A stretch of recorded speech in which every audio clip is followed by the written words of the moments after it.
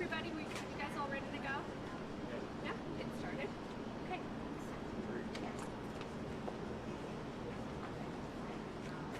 Morning.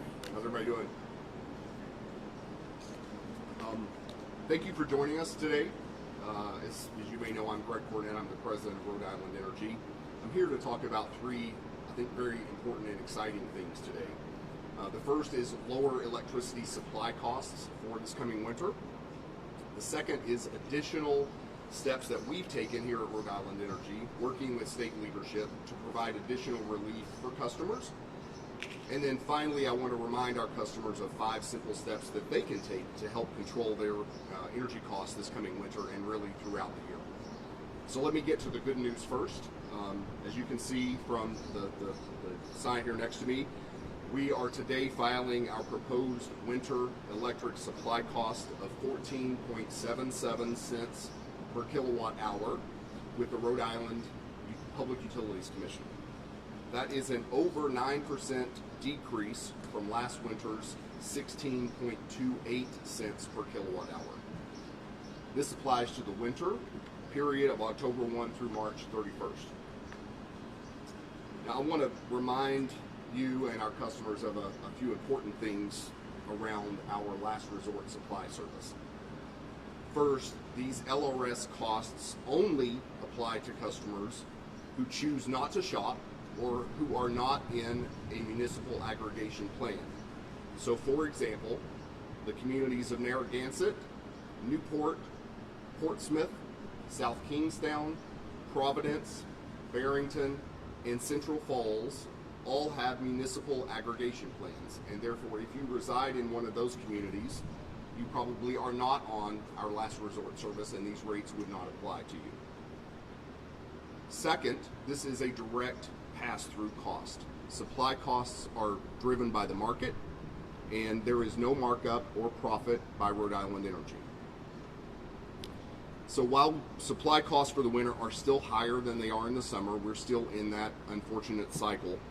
We've been able to procure supply at prices that we've not seen since the winter of 2021 and 2022, and we're very happy about that for our customers. The second thing that I want to talk about are additional steps that we've taken because we know that supply costs are just part of the picture for our customers. And we know that this past winter in particular, with colder weather, was particularly challenging for many of our customers. And so we've been working for several months here specifically at Rhode Island Energy, but also with state stakeholders to try to help provide additional relief for customers as we approach the next winter season. So first, let me start with accelerated bill credits. Rhode Island Energy approached the Division of Public Utilities and Carriers with a proposal several months ago to accelerate funding from a commitment that was made when PPL purchased the Rhode Island system from National Grid. As a result of those negotiations following our proposal, we reached an agreement that will result in credits for electric customers of $20 to $30 per month per account, and for gas customers, $40 to $50 per month per account during the upcoming January, February, and March months, which are typically the coldest months that we see here in Rhode Island. That agreement still needs regulatory approval, but I want to thank the advocacy section of the Division of Public Utilities and Carriers for working with us to reach that agreement. Those credits will be enhanced by additional funds that have been released by Governor McKee's administration. Specifically, the governor has directed the Rhode Island Office of Energy Resources to allocate $5 million in regional greenhouse gas initiative funds to low-income customers this fall, providing bill credits in October, November, and December for those low-income customers. Thank you, Governor. Together, these two credits will help offset the impact in the seasonal change in supply for this upcoming winter. And importantly, unlike what you may have seen in neighboring states, these credits are not to be paid back by customers in some different month. These are true credits to our customers. And finally, I'm really excited to announce that our employees along with the leadership at our parent company, PPL, are also stepping up to provide expanded customer assistance programs. We're finalizing a new employee-funded assistance program, which will be called Operation Help, that is designed to support vulnerable customers this coming winter and beyond. As always, we will continue to support the Good Neighbor Energy Fund as well, and we are continuing to evaluate additional affordability measures ourselves in conjunction with the Governor's administration and our regulators, as well as other stakeholders. And we expect to have additional announcements on those programs in the coming months. Finally, I'd like to note that while we're doing our part, there are several things that customers can themselves do to help manage their energy costs and take control of their bills. I've got our 5-point plan here, our 5-point checklist that customers should be aware of. The first and probably most important thing that I think customers can do is to sign up for budget billing. That's been available. It is underutilized. It allows customers to spread out their budget over 12 months so that they have a consistent payment each month. Now is a great time before we head into winter to sign up for budget billing. We also offer extensive energy efficiency programs such as our no-cost home energy assessment. Those small changes can add up to big savings. Also, as I mentioned earlier, customers always have the ability to shop for alternative supply costs, and that's always an option that they can take advantage of. Finally, or fourth, we offer a number of direct programs. I mentioned the Good Neighbor Energy Fund that we support here at Rhode Island Energy, the upcoming Operation Help program, our discounted rate program, and LIHEAP funds. Those are always available for families in need, and if you qualify, you should not wait. You should reach out and apply now. And to that point, connect with our customer advocates. They're here to work with our customers one-on-one to help them build the best solutions and resources for them, and to help understand what the program offerings are and whether they may in fact qualify. So in closing, I want to assure our customers that we here at Rhode Island Energy are committed to balancing safety, reliability, and affordability, working every single day to provide meaningful relief to our customers and to giving customers tools to help them control their energy usage. And as I said, even those small changes can lead to big savings, especially combined with the programs that we're announcing and putting into place this winter. We've got plenty of information on our website.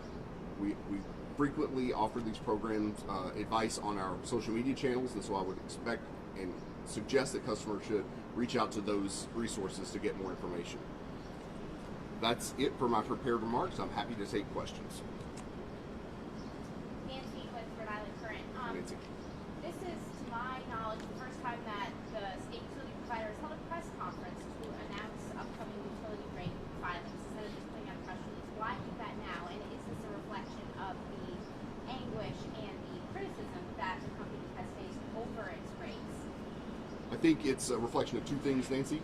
One, it's a reflection of my role as president and a new focus that I brought in my role. We are trying to be as transparent and open with our stakeholders and with customers as we can be, and so this is I'm in my first full cycle now as president of the company, and I felt like it was important. But certainly, understanding the challenges that we faced this past winter, and given that we had taken some additional steps around affordability, we felt like it was important to be upfront and to get out here and to share this information with our customers so that it doesn't get lost in the shuffle. Can you also explain how the employee-funded fund works, what the contribution level is for employees, and what that means for applicants? Sure. First and foremost, it'll be the seed money from that will be from our leadership team here in Rhode Island and at our parent company in PPL. This is a program that we've had in our Pennsylvania utility for a number of years. And then we will make it available to all of our employees here at Rhode Island Energy. It's obviously going to be voluntary, and they will have the option of making one-time donations or doing it through payroll deduction. And that will be, we're still working to figure out exactly who will administer that fund. It will need to be administered by a third party, so we're going to be reaching out to some different options there to figure out how that we can manage that, but we absolutely expect to have it rolled out before the winter season. How much seed money is Rhode Island Energy? We had not made that decision at this point. We can certainly share that with you once we do it. We are still in the final stages of putting this program together. Greg, why are the winter rates lower than this past winter, and do you expect those decrease? So if you look at forward prices, it does look like they will continue to go down. Again, that's I would caution folks to understand that the prices for supply are largely impacted by global natural gas prices. As you know, you've reported on that, Alex, and some of those geopolitical impacts that we saw with the Ukraine war that sort of led to the spike that we've seen the last few years. We can't rule out that might happen, but if we look at supply prices in the forward market, it does appear that they're continuing to go down a little bit. So that's one thing. Those are market prices. And then the second thing is we've adjusted our procurement practices over the last year. We got approval from the commission to allow us to purchase additional spot purchases, and so we've been able to take advantage of that and to help bring that price down. How likely are those credits to get approved, and how can customers see that on the bill, or how do they see it? So we had a hearing on, I never want to get ahead of the regulator and say how likely I think something is to be approved. We had a hearing in front of the hearing examiner at the division on Friday. We understand that he is working to get a decision out sometime over the next month or so. And then there may be additional regulatory approvals that need to happen. So I can't speak to how likely it is. I would say we worked very, very hard with the division to reach this agreement, so I'm optimistic and hopeful that we'll be able to see approval of the agreement in the near-term future. And those credits would be showing up as a line item on customers' bills, so they'll see that credit. Any idea why on July 3rd the website didn't work? Oh, on July, yes. Yeah. So, yes, the website. So we've the outage map essentially. So I think we have reached the sort of root cause on what happened with the outage map. We've been working extensively with the vendor and with our senior leadership team in Pennsylvania on a daily basis since that outage map failed to work appropriately on the evening of July 3rd. Essentially, it was a problem, as I think I've said in a couple of other sources. The query that was going into the database was generating multiple outages for one single outage. And so we had duplicate orders and ghost orders coming in, and that query was not able to keep up and therefore to populate the outage map in a timely fashion. The map didn't crash, it just could not keep up because it was pulling from inaccurate information. So we have worked with the vendor, as I said. We put a number of fixes in place since then. We believe that has addressed the problem. The map has functioned appropriately since then. We are watching it extremely closely. We've had internal resources from here in Rhode Island, from our parent company at PPL, and from the vendor, watching this through any small outage event that we've had, and we'll make adjustments if we need to as we move forward. My last question. A lot of the times, last winter, we saw that delivery fee be a lot more than the usage fee. Are we going to see a little bit more of an even playing field there this winter? Do you expect that? So the short answer is that delivery fee and the supply, the percentages of that are going to be roughly the same as customers have seen. And the reason for that is you've got to keep in mind that delivery charge currently this summer, about 25% of the delivery charge is reflective of public policy costs and taxes that we are mandated to include. So customers should look specifically at their bill under delivery, and they'll see what goes into that, and they can keep track of what that looks like. So those charges are going to be essentially static as we move forward through the winter. We're not expecting any certainly not been any change to the base rates for those charges. The percentages will fluctuate depending on usage and depending on weather, frankly. The PUC has asked for an independent audit because of the billing issues the company has faced. How can you reassure customers and even state agencies that were misbilled that won't happen again? Yes, the PUC has opened that investigation. We are working cooperatively with them. I will say two things. One, we are absolutely confident that the bills that we have been able to send out to customers accurately reflect their usage. So there is not a fundamental issue with the integrity of the bills. We have, with some of our more complex accounts, as you mentioned, we've had unacceptable periods of time where customers weren't getting bills and they were having to wait and we were having to rebill in some instances. We are working through that. I have calls twice a week with the team to get updates on where we stand. We are making significant progress on that and expect to have that issue resolved in relatively short order and not have it be a continuing issue. There were a number of underlying problems that associated with that. One was the accuracy and integrity of some of the data that got transferred over to us from National Grid. Some of it just wasn't accurate, and as our systems were trying to record those bills and get those accounts billed in a timely fashion, we were having some difficulties. We've addressed those underlying issues and are essentially now working our way through the backlog. What is your response time when it comes to consumer complaints?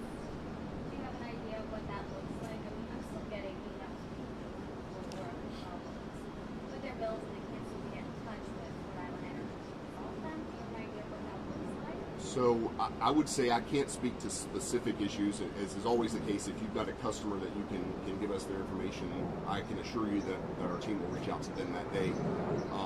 I haven't seen those issues myself, and I get customers reach out to me periodically with questions. Our call center is fully staffed here in Rhode Island, and if customers are calling that number, 855-743-1101, they absolutely should be able to get in touch with someone that day. And if they're not, that's something that we want to know about for some reason, but we can address those issues if there are specific customers that you have in mind. In terms of what our response time is, again, they should be able to get an agent on the line within a matter of a few minutes, depending on what's going on. If we've got a storm or some issue there, then it's going to take a little longer to get a hold of somebody. What do you think of your own employee internally saying in an email that there's been a billing debacle with Rhode Island Energy? It was in a filing. Look, I would not comment on what the way someone else may choose to characterize something. I would certainly say that we have had some billing issues. You're never going to hear me run from reality as president of this company, and we've been working really hard to address those issues.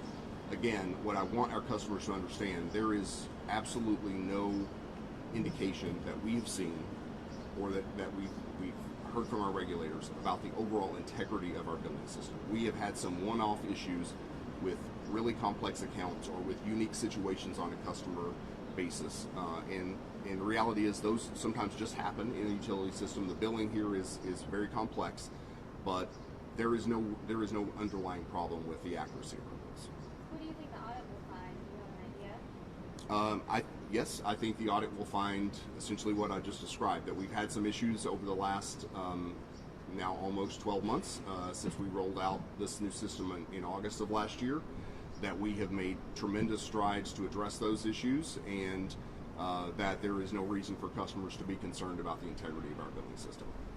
Last question. Providence, there's about 19,000 customers without electricity. Do you know why? I'm sorry, say that again, please. Okay. There's thousands of Rhode Islanders in Providence without electricity. Currently? Do you know what caused that? Yeah, I don't know. I spoke with the team. I get immediate alerts anytime we have an outage, and so I stop by and talk with our senior leadership on the operational side. We've got crews en route. They're probably there now to determine if there's an issue at one of the substations, so I don't know. The $5 million in RGGI funds, do you guys have an estimate of how much per eligible low-income customer per month that credit is going to work out to? I do not. We can certainly follow up and provide you that And in information. terms of advancing the credits that PPL was mandated under the sale to provide to sort of rate relief this winter, do you have concerns that those credits are not going to be available in future winters, and we may see hardship with low rest or rising oil prices and Just a second. I got the first half of your question. Now I missed the last half. So, in terms of the credit, advancing the credits right. now, that means they're not going to be available later. We don't know what's going to happen in the world with supply, demand, international conflict that could also drive up supply prices again. What would you say to people about it? Is this a good long-term strategy? I think it's a great long-term strategy, because these particular credits that we're talking about were otherwise to be credited back to customers over almost 40 years. And therefore, as we've been doing it over the last couple of years, and those credits got embedded into our IRP, our integrated resource planning and our capital planning process, that it wasn't even noticeable to customers, and so it was completely unnoticeable. And we believed that pulling those credits forward, so this was an effort to make sure that customers did not pay for any tax issues associated with the purchase of Rhode Island Energy by PPL. And so we've advanced those credits, and I think that I'm a customer. I would certainly rather see a meaningful credit in a month when supply prices are a little higher than I would to see a few cents every year for the next 37 years. How many millions of dollars total? I should know the answer to that. It's around 150, but I can get you the exact number. Yeah. Can I ask one more out of time Absolutely. question? When that was down, was restoration delayed because of it, or how did it impact you guys? Yeah, it absolutely was not delayed. So we have an underlying system, and so we knew where the outages were, and we were immediately deploying crews. We did have to fall back to our business continuity planning, which is something that we have in place and that we test all the time because we can never rely fully on technology. And so we fell back onto our normal business continuity planning, and the team did not miss a beat in terms of getting restoration. Questions? Yep. Can you say anything about how negotiations with South Coast Wind are going, given the multiple delays and the now openly acknowledged prospect that the power purchase agreement might not happen? Yeah. The only thing I can say is that we're still in negotiation, and I think we're essentially waiting, as I think South Coast Wind is waiting, to see what happens fully on the federal landscape and permitting process and on their ability to get those tax credits. That's ultimately what's going to drive this. So we've been in the process of trading red lines back and forth, and we're continuing that process. That's really all I can say at this point.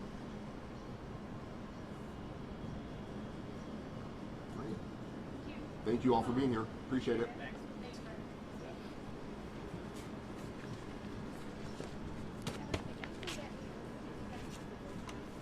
Brian, what is that exactly? It's low income.